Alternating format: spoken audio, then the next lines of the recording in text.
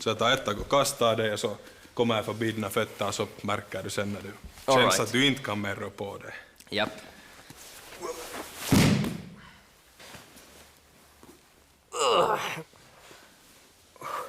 Hur känns det?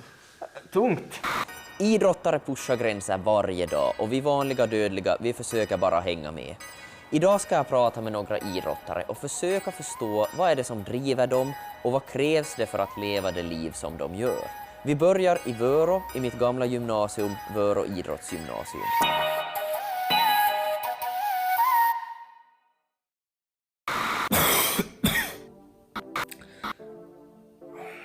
Klockan är 6 och jag ska upp och träna med aspirerande proffsskidåkare. Det här är deras vardag, som stiger upp okristligt tidigt och tränar så hårt. Det enda som är positivt är att det är vår och ljust ute, men att ungefär där tar som det här plussidorna slut. En sak som inte har förändrats är ju min gymbag. Den är i alla fall samma som i både högstadie och gymnasiet. Klassisk plastpåse. Lever och frodas.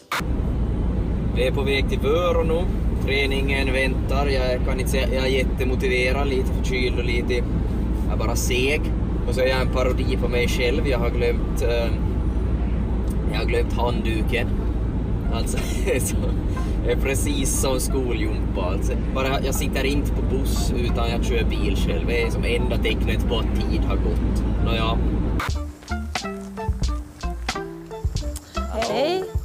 Linnea Hallonen är 19-årig skidåkare som tränar hårt och målmedvetet för att nå toppen. Ja. Redo för träning?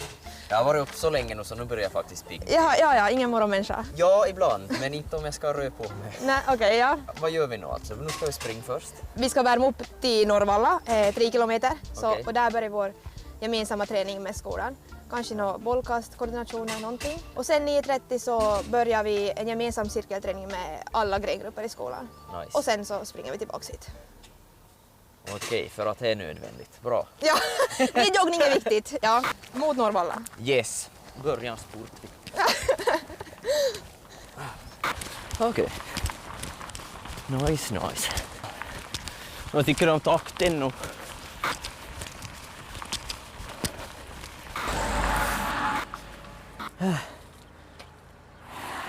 Jag springer inte en meter till om jag får ett montage.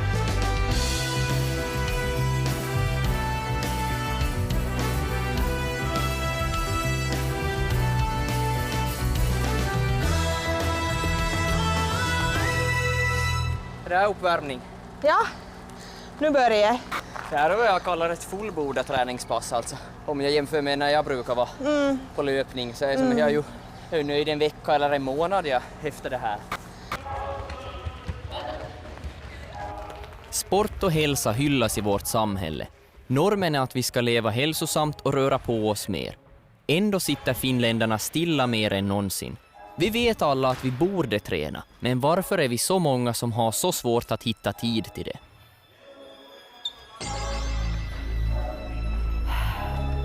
Paus. Jag har sett livet, jag har sett världen, jag vet att man kan ha roligare än så här. Nu kör vi igen.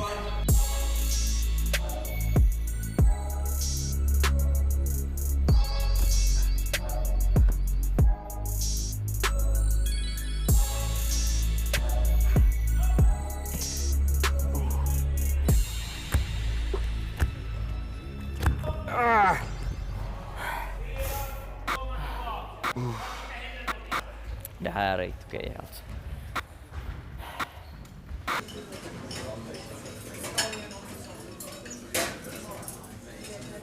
När steg du upp i morse? 6:38 ringer alarmet varje morgon. På riktigt? Eller liksom vardagar. Ja. Hur många dagar tränar du 2 gånger och eller hur ser träningsschemat? En dag försöker jag ha vila. Det blir inte alltid så, men det är liksom vad vi skriver till.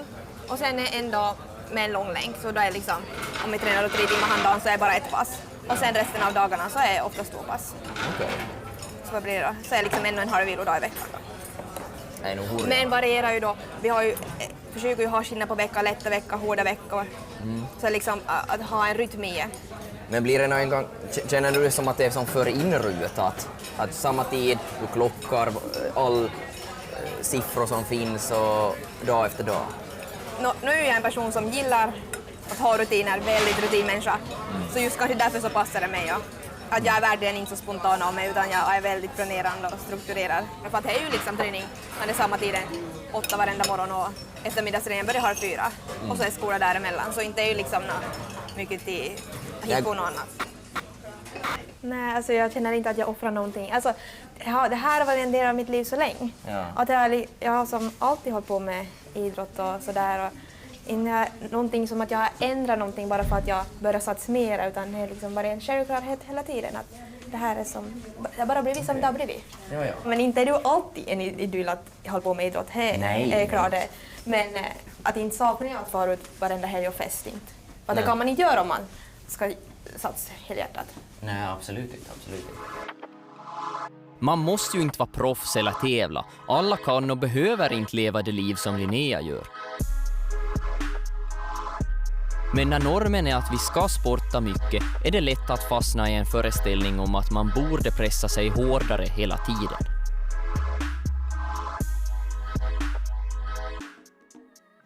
När tror du att sport slutar vara hälsosamt? Då drivkraften inte längre kommer inifrån utan att du känner som andras förväntningar på dig och du inte alls lever upp, du känner inte att de är dina egna överhuvudtaget.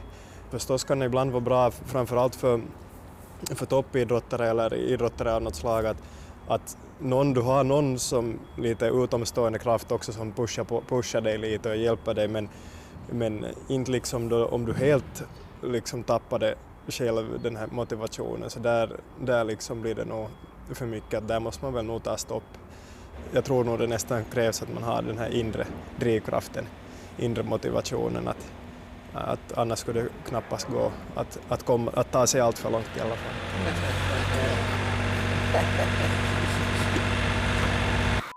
Vi blev jagade av planen av en liten men amper traktor.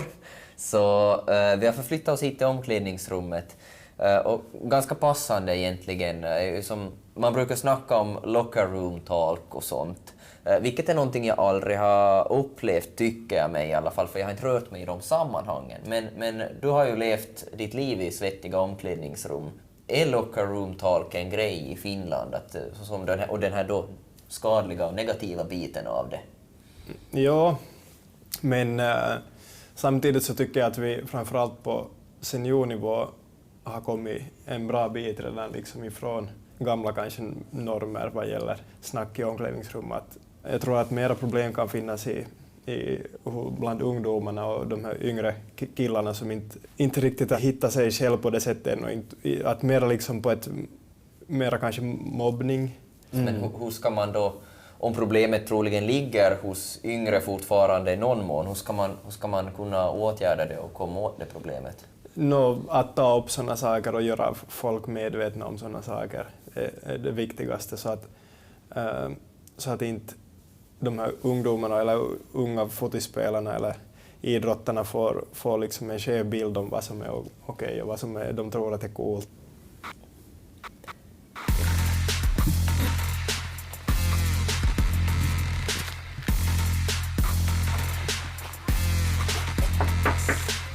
Hallå! Mattias. Axel.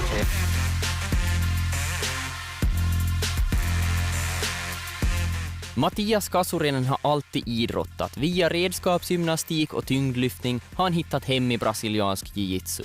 All hans fritid går åt till att träna och tävla. Det blir genast intressantare när du vill vara lite bättre än någon. Och därför tycker jag själv inte om liksom, sporter vart du är ett gäng. Liksom, jag kan göra allt arbete och så liksom får vi alla liksom, vi var bra. Så, nej, jag var bra. Det var 2016-2017 årsskifte som min flickvän bara huttade åt mig att hej, har du hört om det här brasiliansk jiu-jitsu? Då sa jag till henne att jag börjar inte med något vart kara ligger på varandra och knyter sig på backen. Men så fick hon mig ändå sen med att, liksom, att vi får nog prova. Så fast vi får nu då prova 2 år och 2 månader senare så här är vi och det finns inte något bättre tycker jag att göra. Det är liksom det bäst. Veckosluten är alltid bra när man inte behöver gå på jobbet. Ja. Då kan man ta det fritt. Men annars så 57 gånger tränar jag i veckan. Nästan varje dag. Det som stör mig mest med det att jag hamnar gå på jobb är det att i Finland så går alla på jobb. Det finns kanske 5 människor som är liksom proffs att de inte arbetar. Men sen i världen så jag tävlar mot människor som inte går på jobb. Att de bara liksom lever för det här. Och de kan göra det. Så det är det som stör mig lite. Att det känns liksom frustrerande när du reser ända till andra sidan av världen och så ser du att din första motståndare är en Jappe som har hållit på 6 år och han jobbar inte. Du vet väl. Han tränar 2 gånger i dagen, 7 gånger i veckan och du kan inte riktigt göra något åt honom. Och jag har liksom accepterat det, att det är vad det är. Och jag försöker göra mitt bästa ändå. Men det är det här jag beundrar att man ger som allt ändå på en sport som är ganska liten och har helt klart som sina begränsningar. Men att om du säger att du har hittat rätt i den här sporten och du har ändå testat ganska många. Jo. Vad var det som gjorde att du kände att den här var rätt? Det låter att jag är sådär hemskt över självsäker, men jag är på riktigt ganska bra på det här. Liksom helt sådär ärligt sagt att jag har liksom tävlat mot människor som har så mycket mera liksom kilometrar under sig än vad jag har. Och jag vinner dem. Men skaderisken, är den stor i den här sporten då överlag? Om du tävlar så jo. Ja. Det är liksom, utan att bärmata allt den här sporten, men om du tävlar så du kommer nog högst antagligen till skada något. Man får hoppas att det ska bara vara fingrarna, kanske någon armbåge eller något, men tyvärr är det hemskt mycket knän som far och sen ganska mycket, vad heter det här, välilevypullistuma finns det ganska mycket. Såna, du hela tiden blir pressad i golvet. Du är liksom nackande och fötterna över ditt huvud. Du måste ju ta sjukt som, alltså... Ja, det tar sjukt, det tar faktiskt sjukt, det känns helt hemskt. En Jappe och jag har hemskt sjukt check nu för tillfället för att det var en Jappe som ströp mig här bara på måndag eller när var det och han ströp och så att Sån stor dedikation, passion och vilja för att göra någonting som Mattias gör det. Alltså att han knegar på, stiger upp 4:30 på morgnarna, jobbar en hel dag, fysiskt jobb, alltså inte slappande, sen iväg och träna, ibland ett dubbelpass, ligga och brottas i 1,5 till 3 timmar och sen repeat varje dag. Och jag kommer inte med ens ut på en länk. Att jag har haft en lite tung jobbdag. Jag har suttit still och skrivit hela dagen. Alltså tycker synd om sig själv. Man är ju patetisk.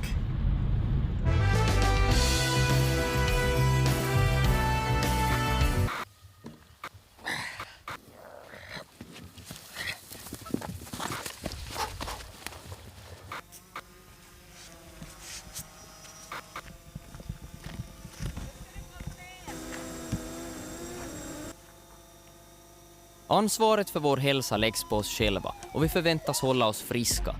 Dessutom ska vi träna för att bli smala och passa in i snäva skönhetsideal. Finns det som en kroppshets också i idrotten? Absolut, och den är helt brutal, den där kroppshetsen, att ätstörningar är allt för vanligt inom idrotten och är värre än vad många kanske kan tro. För jag menar, bara för att träna så här mycket så måste man äta jättemycket. Ja, och jag hoppas att fokus ska ändras och bli där istället. Och jag hoppas att det är dit vi är på väg. Känner du framförallt som ung tjej i skidåkning och så att finns det som en ännu större press där? Och... Det här är någonting som jag verkligen har brunnit för och haft väldigt många kompisar som har varit utsatta och sådär. Så jag tänkte, för mig är det inte värt den sjukdomen för prestationens skull, helt enkelt. Och jag önskar att fler ska tänka så. Och normen är ju liksom att en idrottare ska se ut på ett visst sätt. Och då vet jag att det finns ju väldigt många som då kan kläcka ur sig kommentarer som inte vet vad det kan leda till. Och det önskar jag att folk ska tänka mer på vad de säger, för sådana personer som är på väg in i en ätstörning eller får problem med maten, så kan vilken liten kommentar som helst leda till någonting. Ja. Mycket svårt. Gällande den här frågan så finns det en stor skillnad mellan kvinnor och män i idrotten. Men nu känner jag kanske främst till kvinnosidan, och där vet jag att det är ett väldigt stort problem. Sen vet jag inte hur stort problemet är på den manliga sidan, men jag antar att det också finns problem där. Jag läste faktiskt någon undersökning om att mängden medelålders män med ortorexi, det här var kollat i Sverige, så har ökat som lavinartat. För att det har blivit som någon sån där grej att varenda mellanchef ska springa maraton. Den här normen om att man ska leva ett hälsosamt liv och äta sunt och sådär har ju där lett till nästan en överdrift när det går över. Att där lever man ju på gränsen, och speciellt de som är riktigt bra lever ju på gränsen hela tiden. Det här är ju ingen som håller på med elitidrott för att vara hälsosam, utan där är vi ju just på över gränsen redan. Men skillnaden där till gemene man kanske håller på att suddas ut.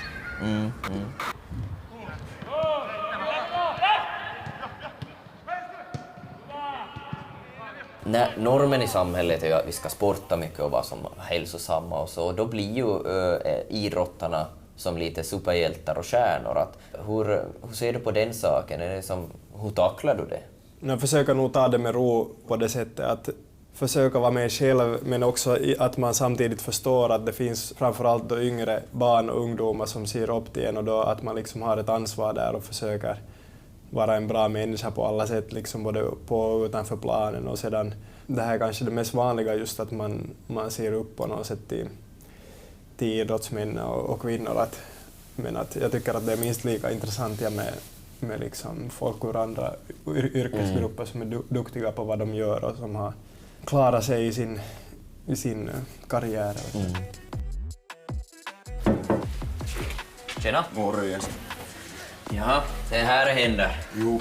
Okej.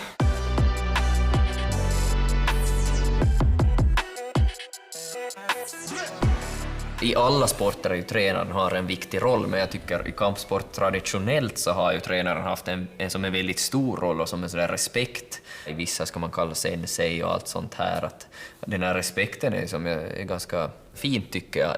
Det hålls som kvar, den här master apprentice-grejen.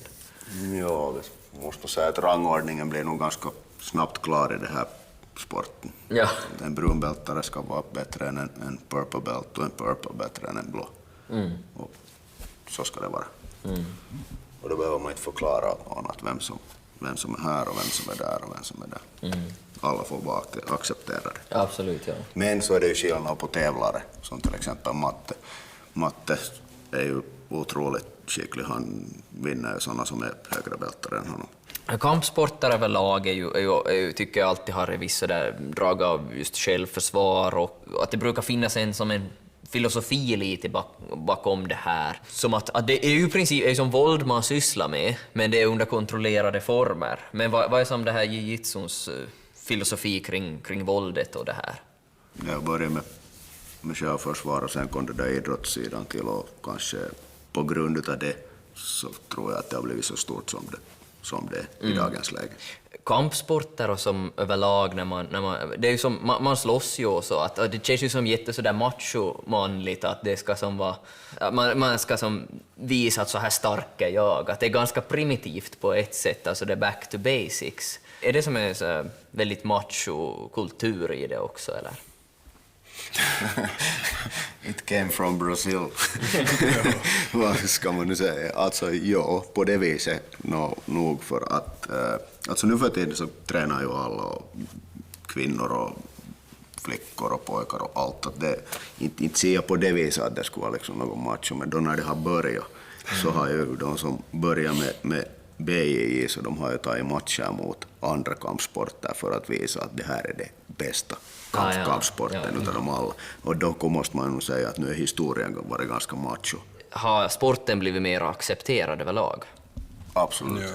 Ja. Absolut. Ja. Det här är ju en orsak när ni är hit. Ja. Så det är ju ett bra intryck att ni är också intresserade. För att kulturen har ändrat inom den här sporten, så tror jag också att intresse utifrån har ökat. Ja, men det låter ju som att det är som på väg åt rätt håll. Jag menar, jag också känner kanske folk fattar mer att kampsport det är som inte bara något som sådär våldsförhärligande. Jag tror ju inte att det är de som är här som sen är på lördag natt 3 utanför baren och slåss med någon. Inte skulle jag tro att det är. Nej. Det är oftast desto mer du kan, desto lugnare är du. inom skidåkningen så är ju skillnaden mellan herr- och damklassen väldigt liten statusmässigt. Men om vi ser på andra idrotter så är det ju helt katastrof om vi jämför till exempel med hockey eller fotboll. Att där är ju så stora skillnader och där önskar man verkligen att vi är åt rätt håll, på väg åt rätt håll och att det blir bättre att även damidrott ska uppskattas.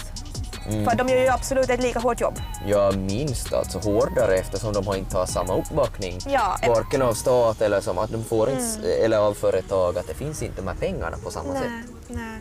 Många kanske måste ha ett heltidsjobb vid sidan om för att kunna hålla på med sin idrott. På damsidan, i sporter där samma manliga sida kan livnära sig hur bra som helst bara på att idrotta. Har du bra förutsättningar? Absolut, alltså det är helt så krasst att jag skulle inte kunna hålla på med det jag gör om inte jag skulle ha den uppbackningen hemifrån. Så är det helt enkelt och så tror jag det är för de allra flesta. Man brukar ju säga att män ska alltid tävla i allting. Men det här med att vara tävlingsinriktad, tror du, nu är det ju ändå en mycket mer individuell grej. Ja, jag tror att hennes som hör till ens personlighet, hur man upplever en sån situation, om man verkligen vill vinna eller inte. Jag vet inte om det är medfött eller någonting man växer in i, men att det är nog till ens egna egenskaper skulle jag säga. Jag känner hur energin kommer tillbaks till min kropp efter några timmar stillasittande och lite mat. Jättegivande dag med Linnea, alltså träningen var ju brutal, men när man väl var igång gick det helt okej ändå tills det inte gick okej längre. Att bara få som kik in i den här världen som jag har varit så nära när jag gick i den här skolan ändå och jag skulle som ha kunnat vara en av dem, men jag var inte, att min passion låg ju någon annanstans och bra så alltså. Jag skulle inte vilja ha det där varje dag.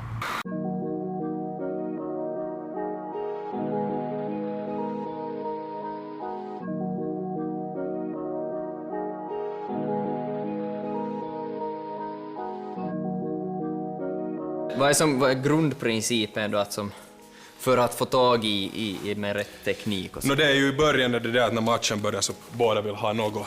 Ja. De vill ha ett grepp från något. Men blir det ofta som stand-off sådär att man... Blir det många minuter som folk försöker få? Det beror på. Beräppamålen, niin mitä se yleensä, että när matchen börjar så det här är vad han gör. Och så börjar han spela guard. Just det där som all jujutsu nästan går ut på. Ja. Det är ändå det far snabbt ner eller så är det mycket stand-up. Ja. Det är som jag spelar mycket, så från fötterna när man fäller ner människor. Utan det är ryggen åt det där hållet. Så från brottning.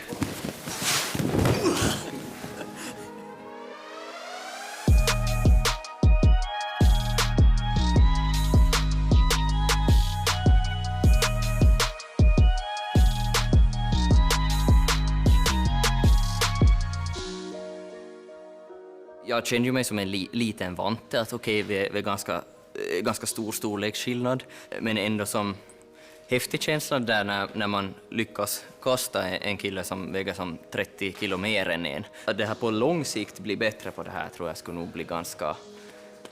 Man kan nog bli hooked ganska fort.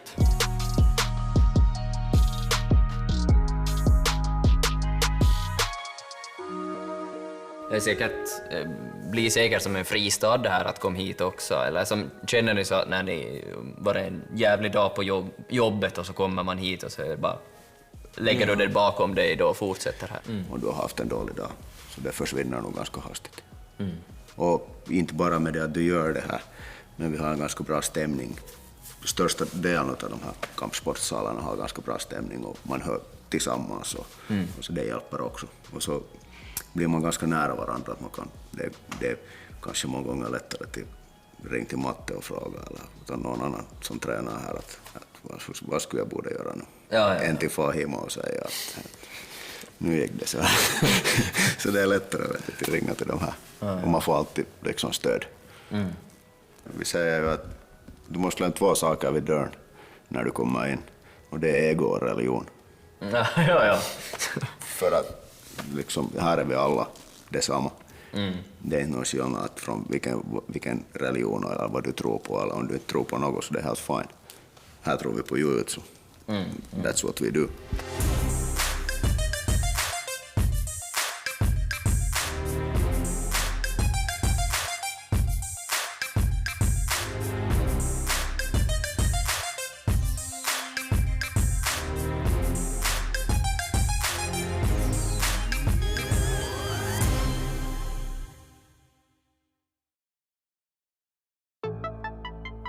Efter cirkelträning och jiu-jitsu gör det ont överallt, men på ett skönt sätt. Kroppen är ju gjord för att användas fast det suger ibland.